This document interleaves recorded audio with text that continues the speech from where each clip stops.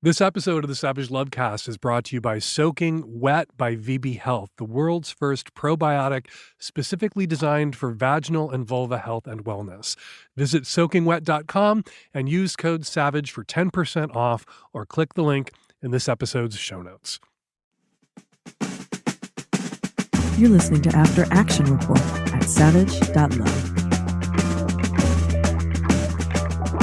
After Action Report. Welcome to After Action Report, where listeners bravely tell me about the new things that they've tried, and we all get to learn from their experiences. Today we talk with Jennie, who got ambushed, a little bit, mildly ambushed, tiny bit ambushed, at a sex club. I hope you enjoy our conversation. So Jennie, welcome to After Action Report. Thank you for coming on the show. Yeah, I'm glad to be here. Thanks. So give us the brief bio. Who are you? Where are you? Why are you here? How did you come to be on this dirty little podcast? Sure. So my name is Jennie. I live in Colorado. I'm 52 and having my own cum springer after 30 years of marriage. And never too late. And never too late. That's been a whole adventure, but I've been a long time listener. And so I love these after action reports, and I have been having all these experiences, and I just wanted to share something. But when you made a call for something that maybe didn't go great, I thought, ooh, I have a story. So you're here to share. Finally, we've had so many people calling in to share great experiences, things that worked out, that were wonderful. And I keep asking people who've had a negative experience to come on the show, because like not every experiment, not every new thing somebody tried worked for them or worked for them the first time. So I'm actually really excited to talk to you about something that was bad that happened to you, which is a little weird, actually. Yeah. I'm excited. I'm thrilled that something awful happened to you and you want to talk about it. So give us the setting. Where did this terrible thing happen? So part of my identity is as a swinger. And so I like to go have casual sexual experiences in sex clubs. In Denver, we have a couple of them. And so this particular day, I went to a new one that I had not been to that had recently opened, was to check out the vibe, see what happened. But I went by myself. I didn't go with either of my partners, but just wanted to socialize, see what was going on. So I did that. And I don't know how much detail I want to get into, but I had some fun, met some people that I knew, met some new people that I didn't know, got into a little bit of spanking with somebody that I have been spanked with before. And at this one point, this gentleman watched me get spanked. I have a little bit of junk in the trunk, and a lot of people like to watch me get spanked. And so I thought that's what was going on, is this guy was into watching my rear end, which he was, and he complimented me. But then instead of inviting me to go do something with my rear end, he said, can I give you a foot massage? You know, I'm open to experiences. I'm open to meeting new people. I don't have a hard limit against my feet being touched. I'm a little bit ticklish. So this guy asked you if he could play with your feet? He asked if he could give me a foot massage, which I picked up on was he is a foot fetishist. And so we will see where this goes. Yes. Okay. Yeah. People who don't have foot fetishes do not ask people in sex clubs if they can give them foot massages. Correct. Foot fetishist correlates very strongly with offers of foot massages in sex clubs. Yeah. So I was not ignorant of that. So I wasn't completely blindsided by what was to happen. Which was he was going to perv out on your feet. Correct. And you were down. Correct. I always cite foot fetishism or being with a foot fetishist as the lowest bar for a GGG person to clear. He's into feet and you're a little weirded out by that because it's not normal. How hard is it just to let somebody kiss your feet or lick your feet or rub your feet? Who doesn't like a foot massage? And so I've always sort of cited it as the example, the platonic ideal of something that a person should be able to, even if they don't derive any pleasure from having their feet eroticized or sexualized in that way, they should be able to do for a partner that, they're in a relationship with, or somebody they just met at a sex club, should be able to do that without a problem. But this is where it went south for you. Yes. The foot play. Yes. So like you said, I thought, okay, foot massage, at least I get a foot massage. That sounds fine. But I also figured he was a foot fetishist. And so I thought, well, maybe he'd get a little bit weird and he'd want to suck my toes, or maybe he'd want a foot job. And I'm like, I can do that. If that's where it goes, I can do that. And so we went to the couples area of the club and found an empty room, which, yay, there was an empty room. And so I just sat on the bed and took off my sandals and let him do what he was going to do with my feet. And how could this go? Did he cut your feet off? Did he tear your toenails out? Like, how does this go wrong? How does this turn into a negative experience? Right. So he did rub them for a little while, and I was okay. It was a little bit strong. Didn't tickle me, which was good, because that could have been bad, because I am ticklish, and I don't love that. So he did that, and then he started using his mouth. And I thought, okay, so he's going to just suck my toes or whatever, which I'm not super into, but, like, I could go there. But then here's where it went wrong, Dan. He started biting my feet. Oh, that's a whole other, like, tickling is another kink. Like, somebody giving you permission to play with their feet because you're a foot fetishist is not permission to tickle them. That's another ask. Yes. And another kink. Yes. Biting your feet? Yes. That is, biting is itself like tickling, another kink on top of the foot, but he needed your consent to bite your feet and he didn't get it. Yes. And so here's how GGG I am.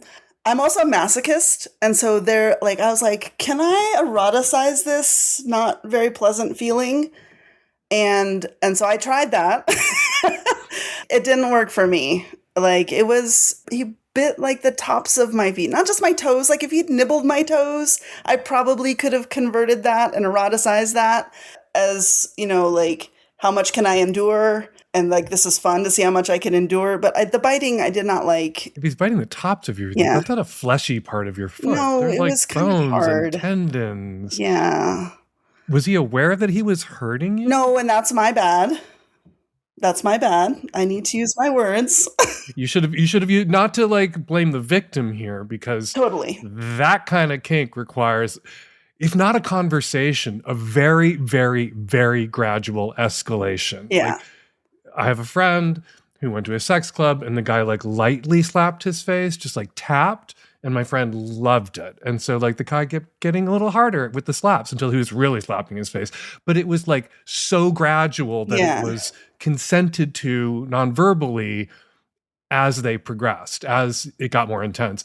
But it doesn't sound like he started with a nibble and you responded so positively he knew he could sink his teeth in. He just went for it. Yeah, he went selfishly? for it. And he also, like I said, I've been a long time listener, and I share your nuance in some of these edge areas, where it's public play or sex club, like, and definitely not like, yes, he needed to ask for consent, but I also needed to use my words. But he did not like start the nibbling and say, how is that? Is that okay?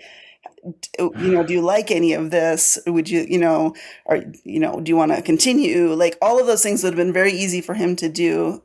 And I also could have also said, oh, hey, I don't like that. Like, go And back. we all know why he didn't do those things in that moment, because would rather ask for forgiveness than permission, or rather leverage the way you were socialized as a woman to not use your words in a moment like that, to not say no to a man, hurt a man, disappoint a man, to get what he wanted in this creepy, coercive way, which was he wanted to bite a woman's foot or feet Right. to a painful extent, and knew if he asked for that straight up, he was unlikely to get it, so he grabbed it instead of asking. Right.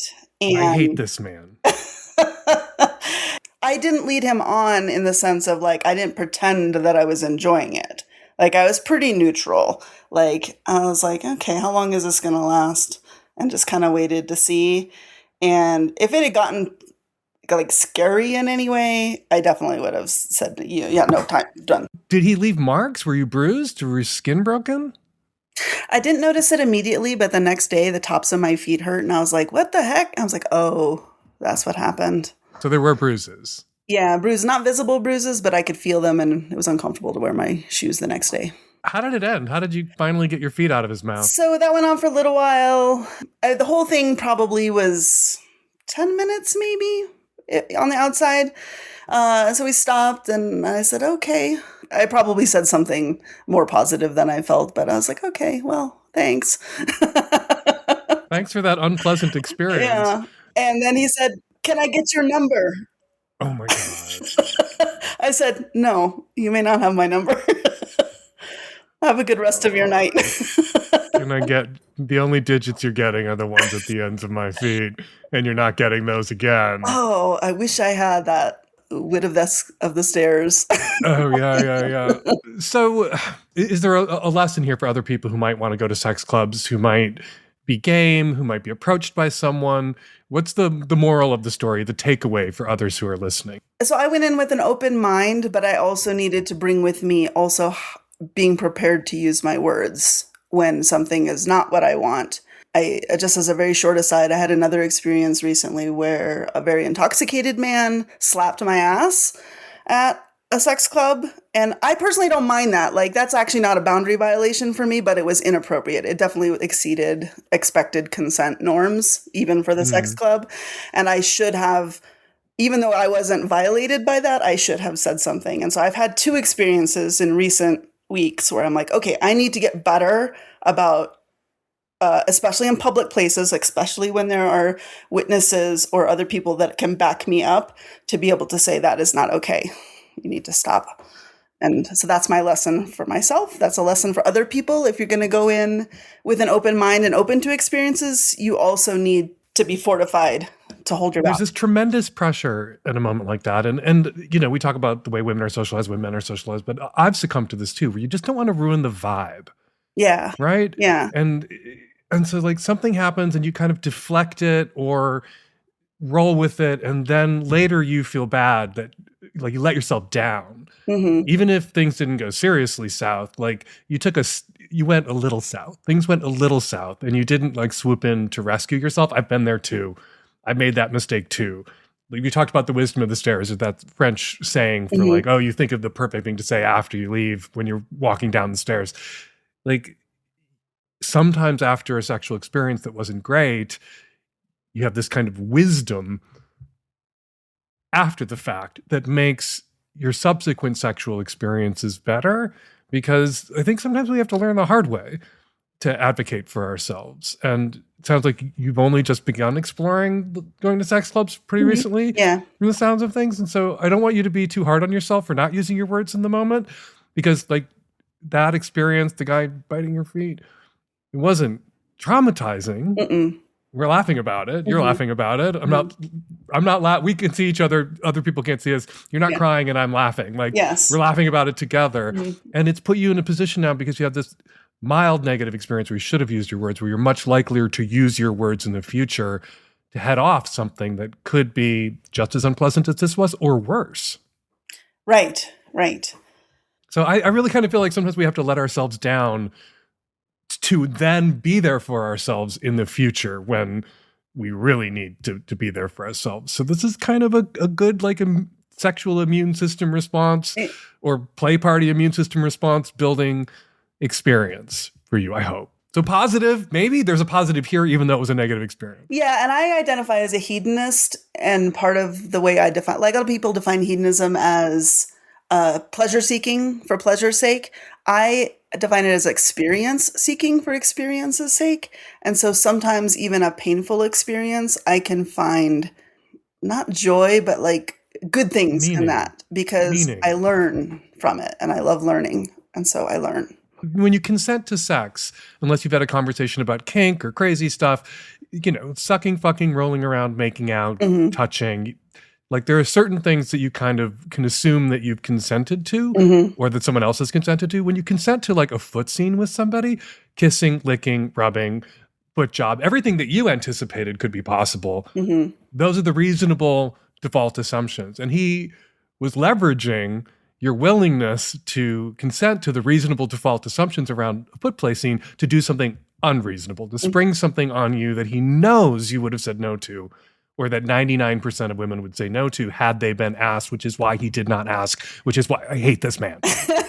But here's the thing. If I had entered into that conversation with what are our boundaries? I'm not all nerdy and weird like that, but like, to say, hey, what are you into? And he didn't say the biting. And then, because that would have guarded him off. So this is also how women operate, is we will give signals of like, I have limits because I am talking about my limits. And therefore you should not exceed limits, or you should ask.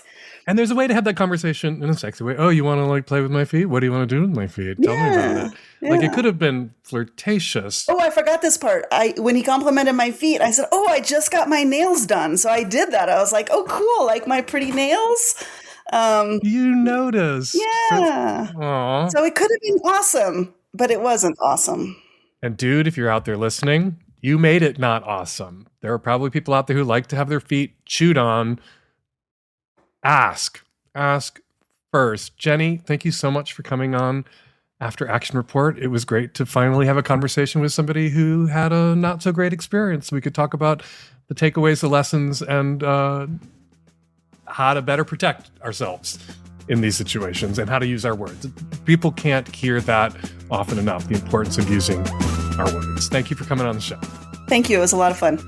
Thanks again for sharing your story. Jennie, if you have a story like this, if you've tried something new and you want to talk about it, whether it was a good experience or a bad experience or a mid experience, we want to hear about it. Write it up, send it to us at q@savage.love with the subject line After Action Report. Thank you all for listening. We'll have a new After Action Report for you next Friday. After Action Report.